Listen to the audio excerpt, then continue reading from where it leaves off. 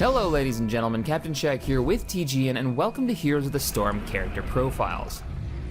If you don't know, Heroes of the Storm is an upcoming hero brawler mobile game that takes all your favorite Blizzard franchises and slams them together in the ultimate cluster of awesome. This episode is all about my favorite confirmed character, Jim Raynor. Justice, very soon. It ain't over till it's over, you son of a bitch. James Eugene Raynor is a former Terran Marshal turned rebel who has become one of the major figures in the Caprula sector, through his work bringing down the Confederacy and later in the struggle against the Confederacy's successor, the Dominion. Raynor is also one of the few Terrans to engage in a long-term alliance with the Protoss. I bring tidings of doom. Zeratul. That's why I love you, Zeratul. You're such an upbeat guy. You're just so damn positive.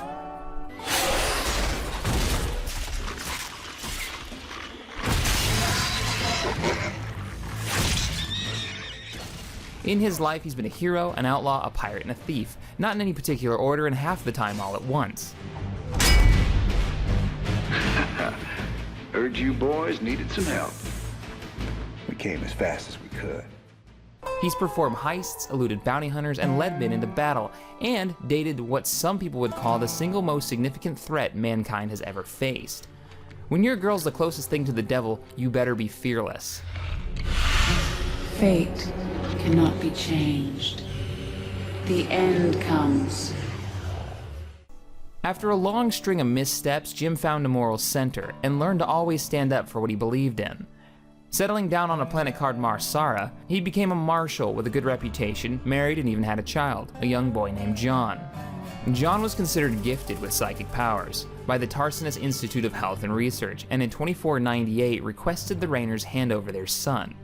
Jim didn't like the idea, but Lydia, his beloved wife, believed Jim's distrust of the Confederacy was unwarranted.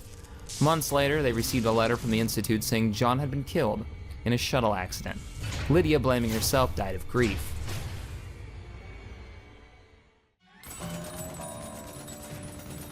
After the Great War kicked off and the Zerg incursion started up, Raynor hooked up with a man named Minx and a ghost named Kerrigan. This is Kerrigan.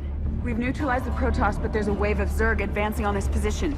After running quite a few missions together against the Confederacy to overthrow the corrupt government, Raynor and Kerrigan developed a relationship. At the same time, they started to see hints of how truly power-hungry their new ally Minx really was.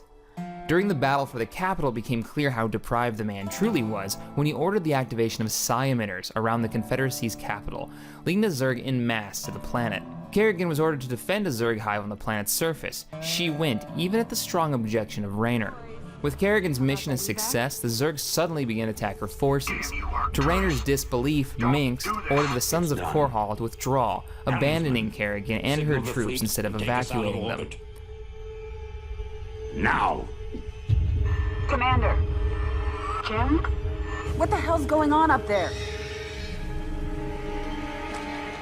Raynor attempted to rescue Kerrigan with a dropship, but could not locate her. With the situation on the ground deteriorating, he instead evacuated a number of human troops.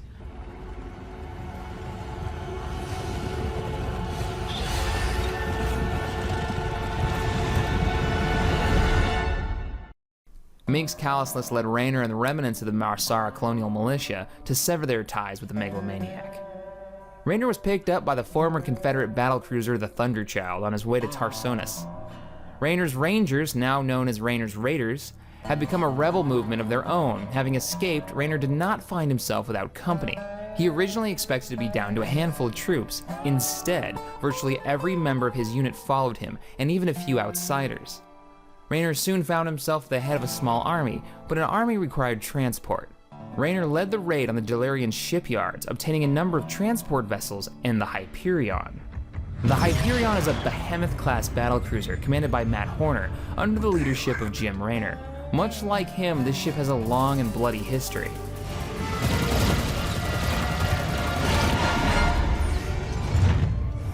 Damn, Jimmy, you've been holding out on me. Raynor's weapon of choice is a large caliber 6-shooter holstered on his hip, with a primary weapon of a C-14 Gauss rifle for heavy combat strapped to his back. This Terran standard issue Marine weapon can fire 8mm armor-piercing metal spikes, which can penetrate up to 2 inches of steel plating and fire 30 rounds a second. Jim's primary defense measure is the custom CMC 300 power combat suit, weighing several hundred pounds, and adds a foot to the wearer's height, making Raynor even more imposing to his enemies.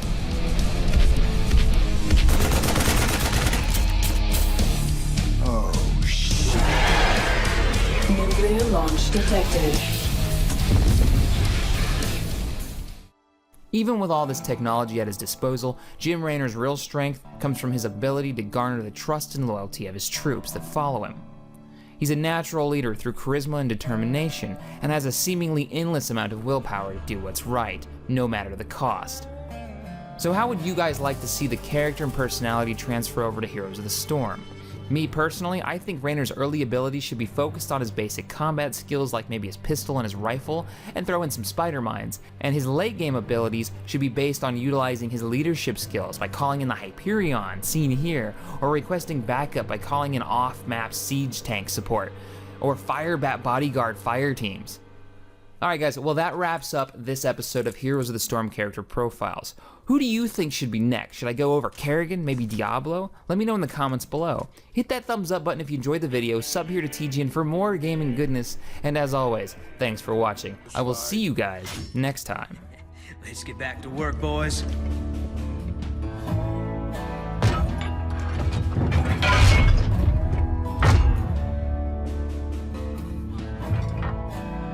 I don't want to have this conversation again. And fix my damn jukebox.